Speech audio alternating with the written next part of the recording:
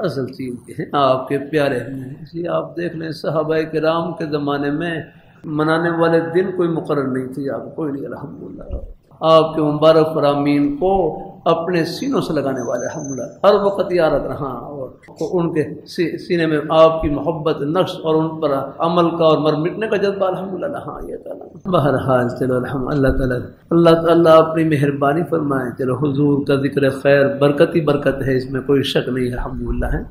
باقی بہرحال ان کو سب بھائیوں کو نرمی سے محبت سے رکھ کر دیا جائے کہ جس طرح 12 ربیع الاول میں ہے ذکر خیر، اسی طرح سارا سال آپ صلی اللہ علیہ وسلم کے پیارے نورانی طریوں کو ان کو اپنے سینے سے لگائے رکھنا ہے الحمدللہ۔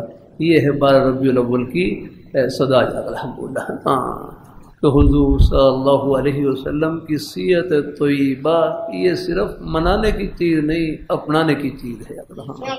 منائیں گے تو ایک دن منائیں گے، اپنائیں گے تو پوری زندگی اپنائیں گے الحمدللہ۔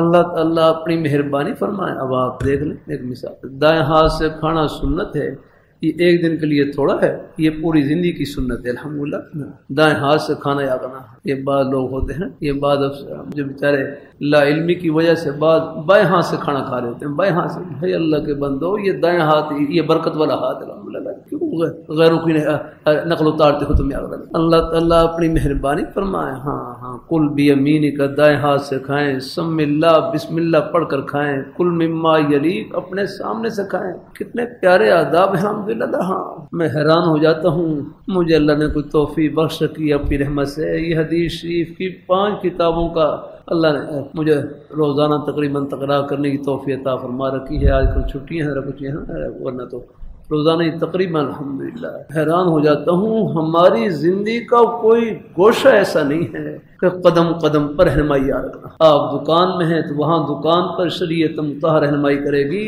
کہ آپ دکان کو یوں جنت کی دکان بنائیں، ان نورانی فرامین کو اپنے سینے سے لگائیں الحمدللہ۔